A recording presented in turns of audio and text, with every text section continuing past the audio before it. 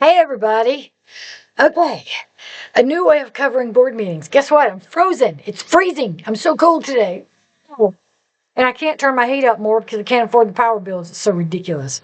Got one of those big old drafty houses. But anyway, all right, so what we're covering tonight is the Board of Supervisors meeting.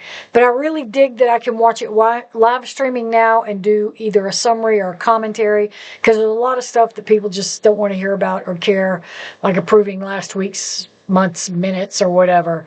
So I'll try to get to the juicy and salient stuff, because I hear it was worth looking at. But it is almost 2 hours long, and obviously I want to trim that right down.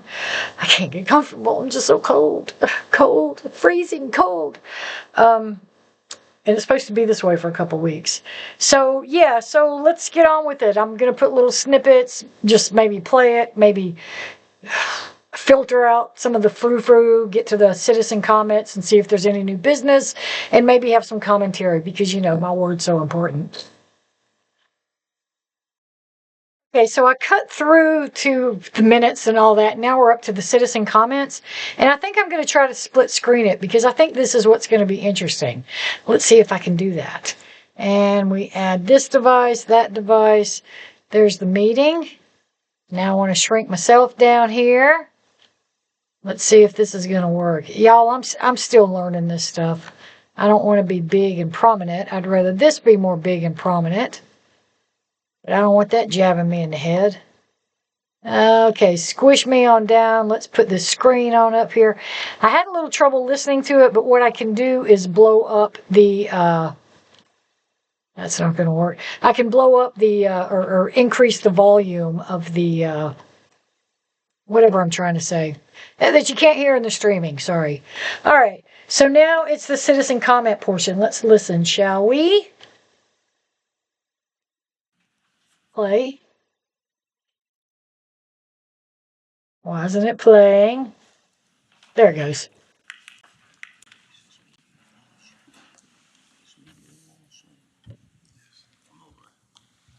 Good evening, Chairman Claiborne and members of the Board of Supervisors. My name is Barbara Coleman Brown. Okay, Barbara Coleman Brown, I can barely hear her, but when I do some editing on this, I will turn it up.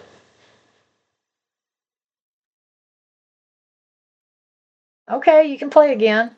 And I'm speaking as an individual. I want to take this opportunity to express my gratitude to two members of this board who will not be returning to their positions in January.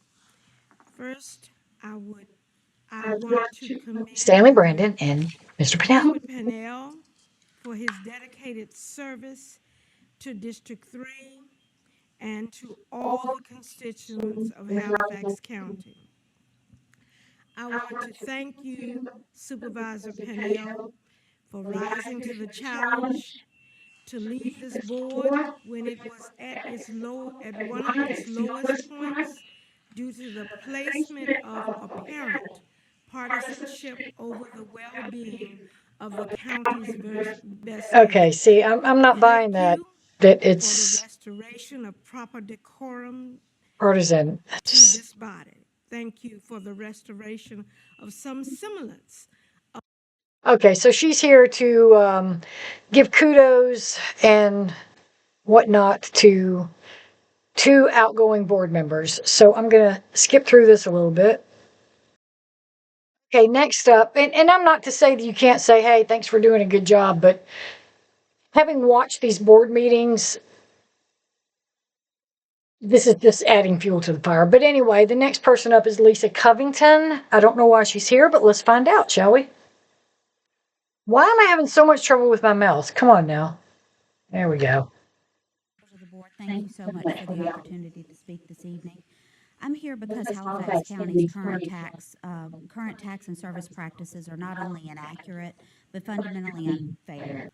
They are placing an unnecessary burden on the very residents that you were elected to serve. Okay, unnecessary taxes and burdens on constituents, the very people who you are here to serve.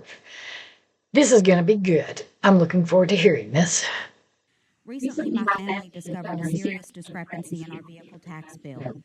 One of our vehicles, a Tesla, purchased at a non-negotiable fixed price, new, was assessed by Halifax County at $14,000 more than what we actually paid, and we provided the invoice. When we questioned this, the first response we received was that nothing could be done, quote. Only after the persistent follow-up was the assessment finally corrected. That experience made us wonder, however, if our assessment was this far off, how many other residents are silently overpaying. So we checked our other vehicles using Kelley Blue Book's mid-range trade-in values, which may not be accurately the way it's assessed. We found out that not all but one were assessed higher than accepted market standards. This was not an isolated error. It's a systemic overassessment problem. Systemic overassessment problem. I'm going to have to say from personal experience, I concur. These inflated valuations amount to hidden tax increases. They don't appear on a rate sheet, but they appear in people's wallets. And when residents are dismissed when they ask questions, it undermines public trust. But when vehicle taxes are not the only... Now, what was that? Did you see that flash up on the screen?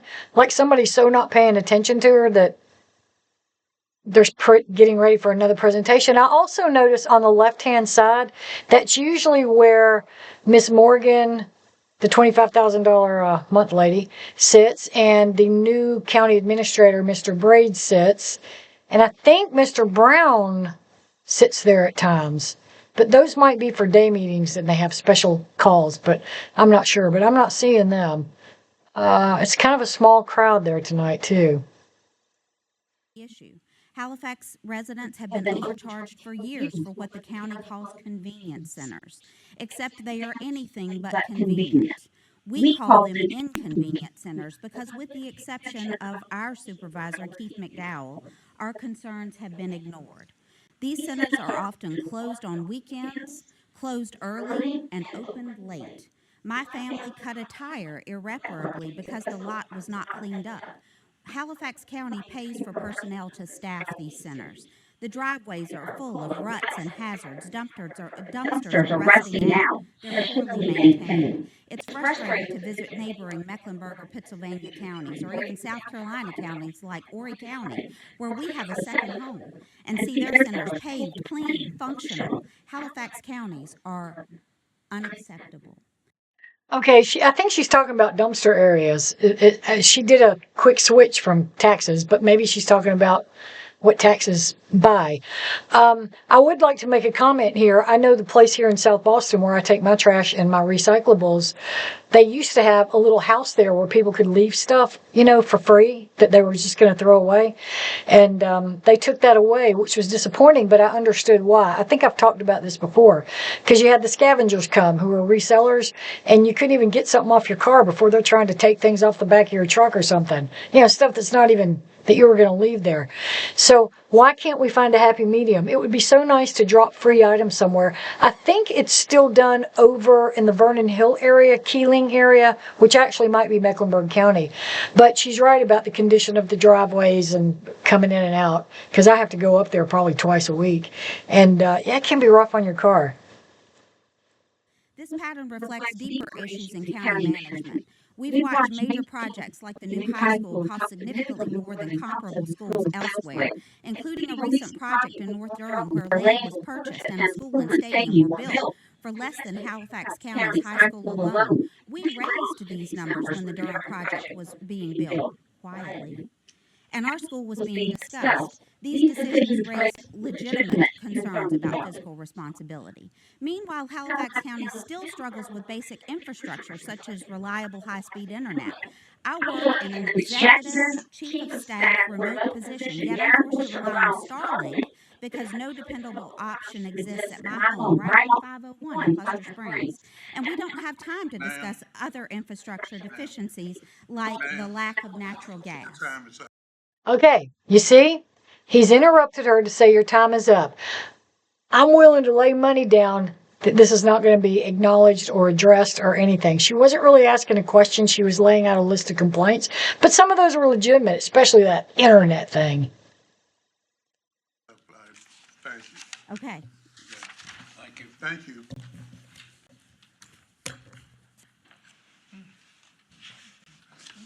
Okay, did you see? All right, did you see exactly what happened right there? Pause that for a minute. Thank you. Ma'am, thank you. That's not acknowledging. The least you could do is say something like, I hear you, I understand your concern, and maybe we can address this in a different form or whatever. That just sucks that she went up there, well thought out, well spoken, great points, and that's all she got. And that's all she'll get, at least until maybe after January. Okay, here comes somebody else. Good evening. My name is James Dixon, I'm out of Clover area. For chairman, all members of the board. The reason I come forth this afternoon, I had to call the chairman to find out was there going to be a board meeting. But I got a thing on my phone. It's AI overview. No, Halifax County Board of Supervisors will not have a meeting tonight, Monday, December 1st, 2025. So because their regular meeting are on the first Monday of every month. Okay, hold up. That's James Dixon. He ran for Board of Supervisors as a write-in candidate, and I think he pulled 11% of the vote. I believe that's who that is, but I'm telling you, the hearing on here is terrible. I don't know if I'm going to be able to fix it. Anyway, what he's asking is, he got a notification there wouldn't be a board meeting, and here it is, there is a board meeting. But I don't know where this is going.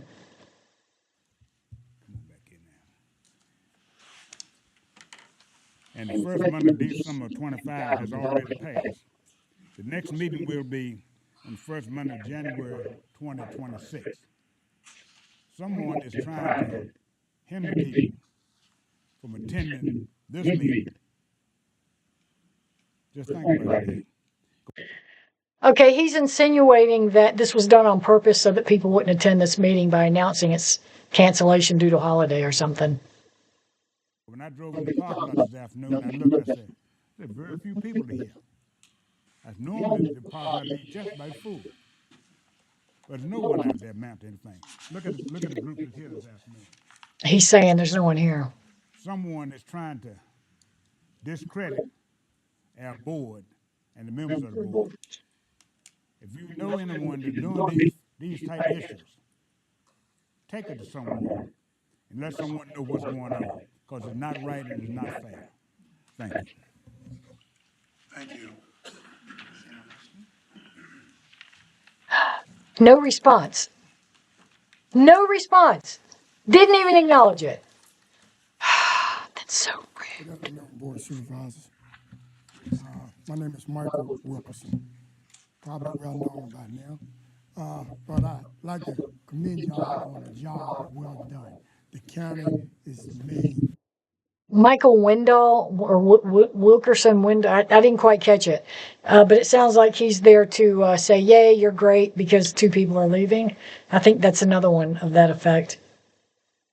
I'm going to pause here for a minute. Okay, I couldn't hear a thing. It was just basically, "Good job, have a great night." Whoop! Who's whooshing up here now? Oh, I think I've seen her before. Good evening, everyone. My name is Thirsty Sherman from Virgilina, Virginia, and I'm not going to fuss about anything tonight.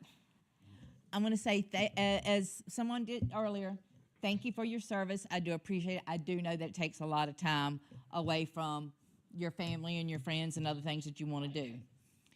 With that being said, I wanted to inform all of you that something that we're doing in this county this year, new, to help bring the county together, like what I think you're trying to do, is we're doing something called a Christmas light jubilee, trying to bring Christmas back. Riding over here tonight, I saw more Christmas lights and decorations than I have seen Christmas in the last never went anywhere. 4 or 5 years out in the county. What is she talking I about? hope that you stand with me, encourage everybody to decorate. There is articles in the paper about this. Oh. I want us together, you and me and everybody sitting out here, to come together, put our differences aside. 2026 needs to be a great year.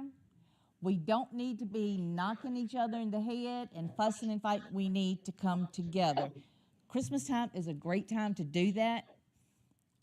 read the article that's coming out in Wednesday's paper. Help spread the word for me. Okay, so she's just trying to Let's unite encourage Halifax Christmas County spirit and again. Let's togetherness. hold hands. Let's work together. Let's continue Sure. building Halifax County for the betterment of this county and of its citizens. Speaking to what this young lady here said, yeah, we do need to look at taxes, and we need. Okay, and then we had somebody else come up and just say, thanks for your service. Next, I peeked ahead. It's Mr. Bailey. Let's see what he's got to say at this My name's meeting. Randy Bailey. That was a good meeting in November. Holy Spirit spoke a lot. Satan was around and all. Stanley and Herbert, I hope y'all put y'all's picture in a museum, and Lottie Nunn's family would probably do the same instead of putting it with the trash on the wall right there. Pointing to the wall, saying trash on the wall, saying that Satan's there, Holy Spirit is there. You know, I've never interviewed this guy. I've only talked to him once. I don't want to give him any more attention, which I think is what he wants, for one thing. On the other, we have to be respectful of every citizen. Everybody has a right to go to the board, but this has just been the same thing every month. I don't think this is the forum for him to come continually to grind a personal axe. I don't know. There's been a lot of talk about a better way to do the citizen comment section. You know, like number one, listen to them and answer questions. And I'm certainly not for censoring anybody, but this is such a waste of time sometimes. What was it he said the last meeting? Something about crack houses and whore houses and moonshine stills everywhere because the candidate Oaks let it happen while he was. I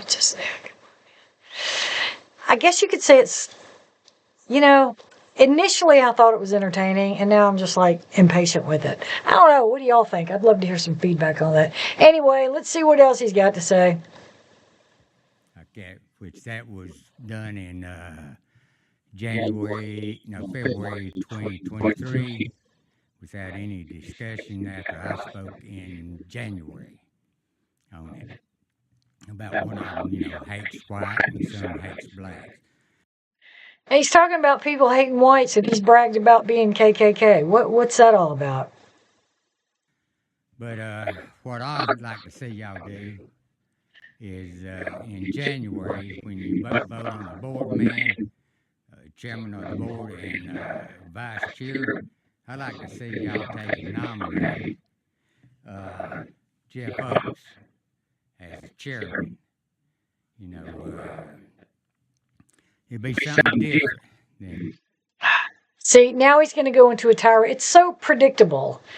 He's saying y'all should nominate and get Jeff Oaks as the chairman. So now he's saying it's going to be something different. So what he's going to do now is going to go into a tirade of what a person of disrepute is. I mean, he's almost I would actually call some of the things he says quite slanderous. So let's hear it. But if it's just a whole rattle of that, I'm probably going to bleep on by it because I want to see if there's any actual business here. Job ever done since he hasn't done nothing while he's been out of office of sheriff, except 2 times in the newspaper. But I think it'd be good to have him as a chairman to see what he can do or what. Because what we do know is he's got 2 more years to go before he can draw his retirement from the county. So this is just what I call a scam, just to get in to get his retirement. Like that, so just put his hand upon the plow. He who puts his hand upon the plow ain't going to be sworn in and turns back ain't fit for the kingdom of God. So, when we get the judge that's going to swear him in, I hope the judge knows that he was convicted of theft and left in disgrace. All right, so this is the point I'm just going to go. you've lost my attention because you're talking bullshit and I don't want to hear anymore. So I'm going to pause and skip through. Let's see if we got anybody else of substance that is talking to us. And I've asked Mr. Oakes, I said, doesn't that bother you? He said, no, I just laugh at it. Whatever. He's been on me all this time. I can't be as gracious, so maybe he'll attack me. I don't know. He attacked my tablecloth one time. Oh, speak of the devil, it's Brian Brown. Thank you for allowing me to come before you today. I wanted to give you information of what was going on with the IDA.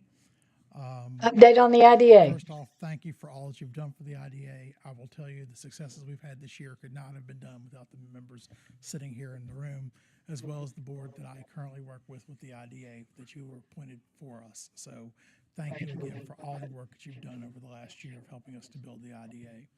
But with the successes we've had, we now have additional challenges, such as a lack of buildings.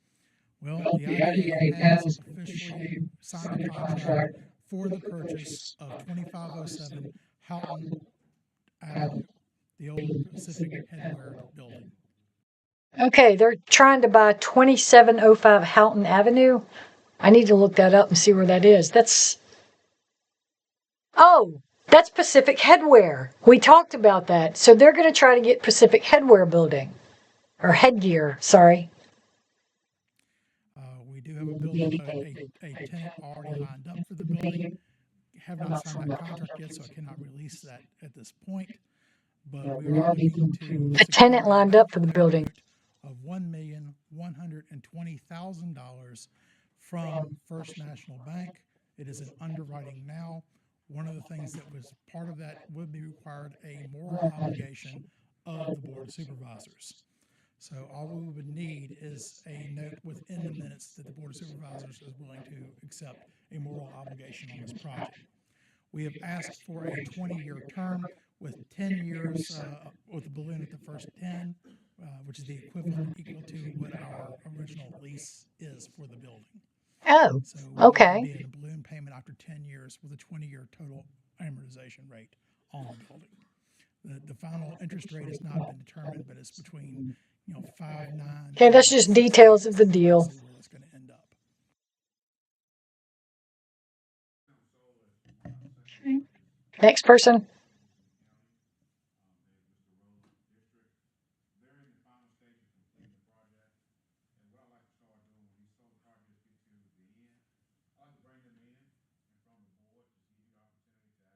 I think we've lost sound.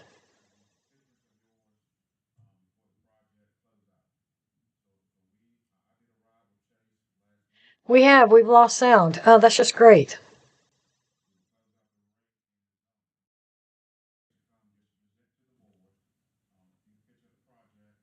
All right, let's skip forward. Quick few things. There we go. Go back. Near with Moss and Associates. Right now, like Dietrich mentioned, we are closing out the Foxhound project, which is located off of Green Valley Road. Foxhound right project.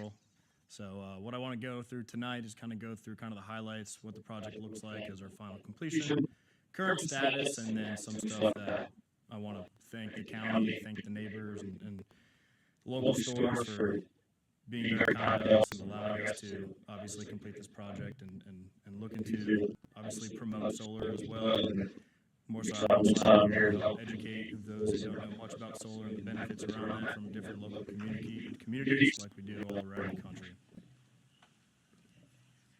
You got to click on. Perfect. Solar education. All right, so tonight I'm going to go through quick few things. One, who is Moss? Who am I? What are we doing here? And then I'm going to go through a status update, then show you what the site looks like.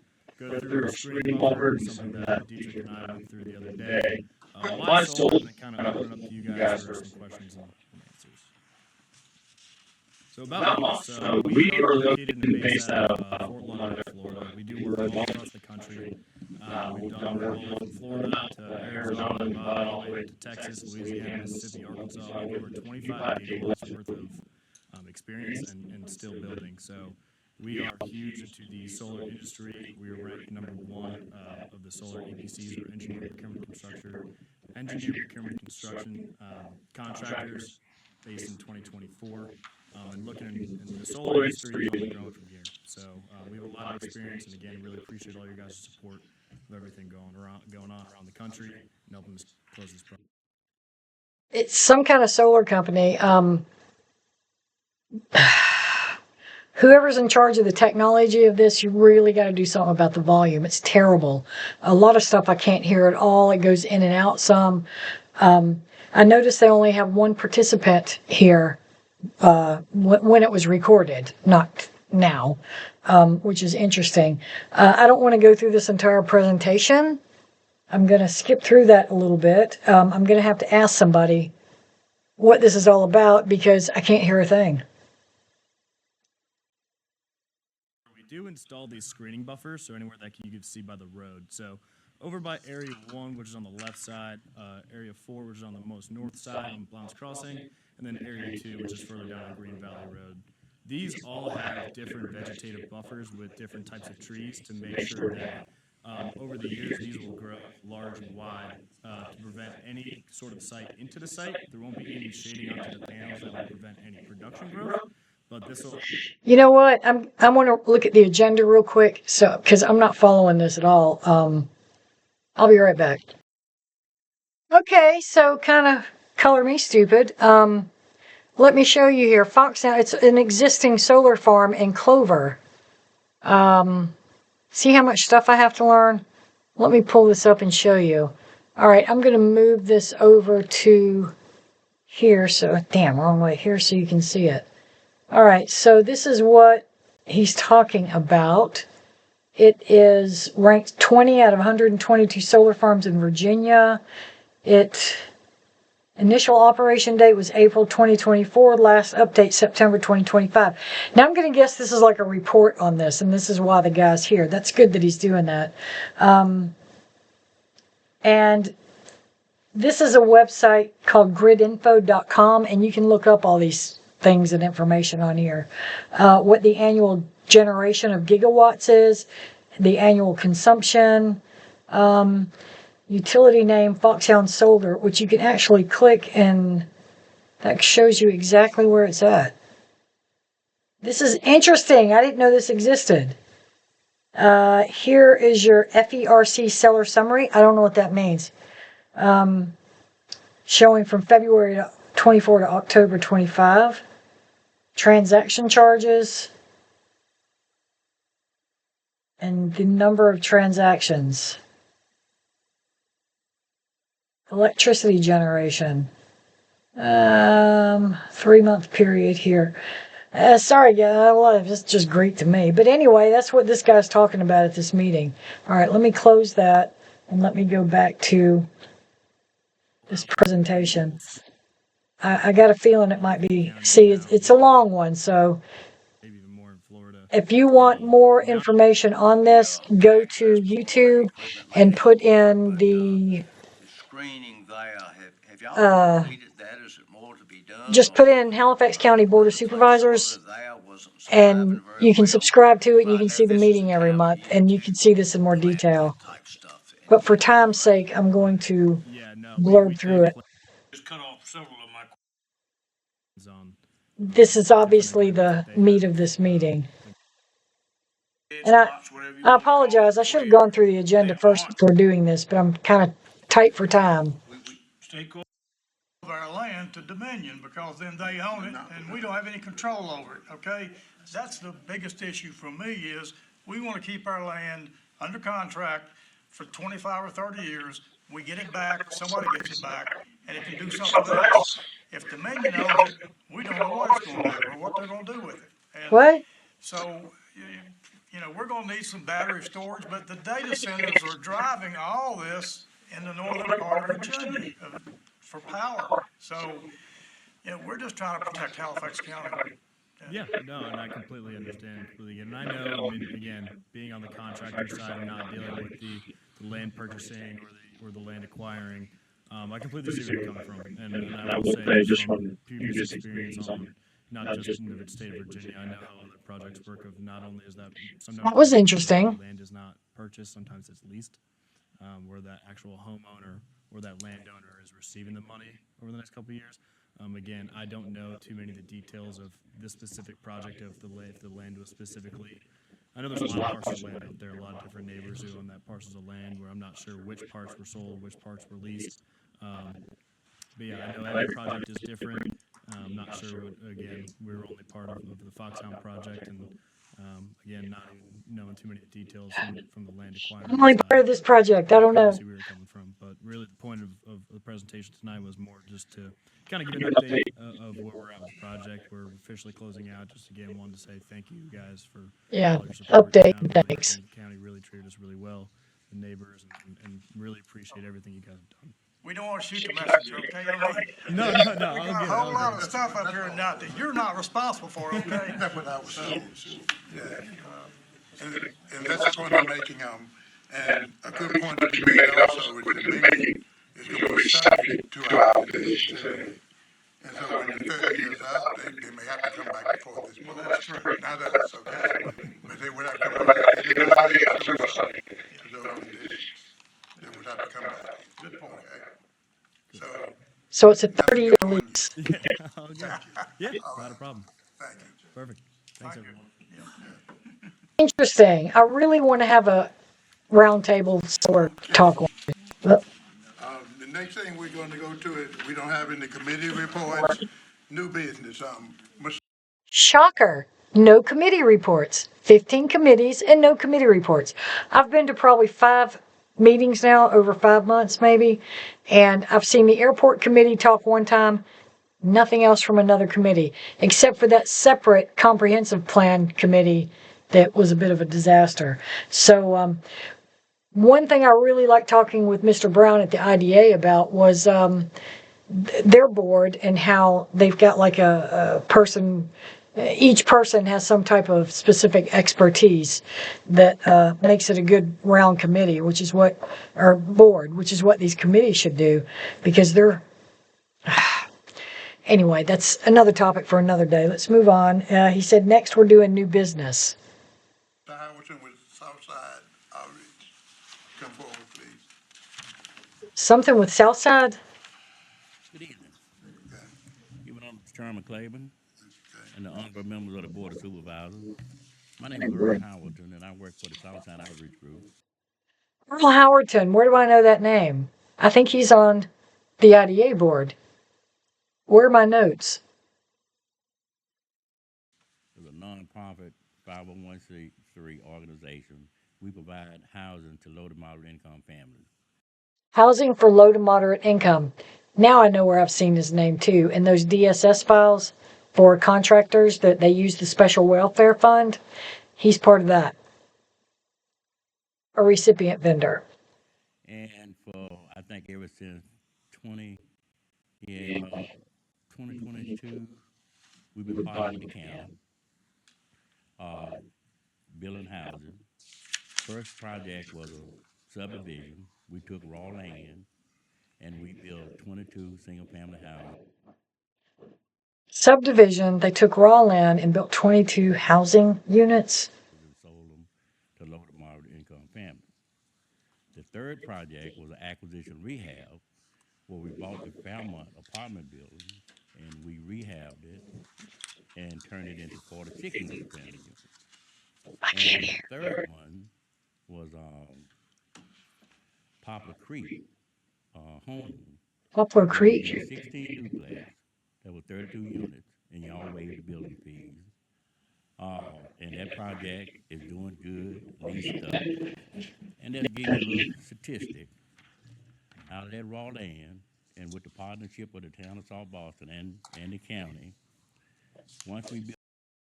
Okay, next came up, are there any staffing issues? No. And then are there any supervisors' comments?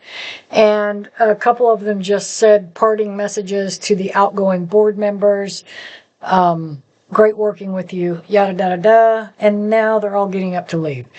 So I guess if I have to summarize this week's board meeting, there were some updates on a solar project, something about housing. I couldn't hear anything. I'll have to see if I can dig it out with some editing tools, but I doubt it. some citizen comments, some complaints, some compliments. Nothing earth-shattering, but make sure you stay tuned for next month's board meeting because that's when the new members will be there, and I think it's going to be the height of interest. Have a good week. Stay tuned for what's else coming this week. Mr. Brown's interview and, Scottsburg. I'm visiting Scottsburg this week. Bye.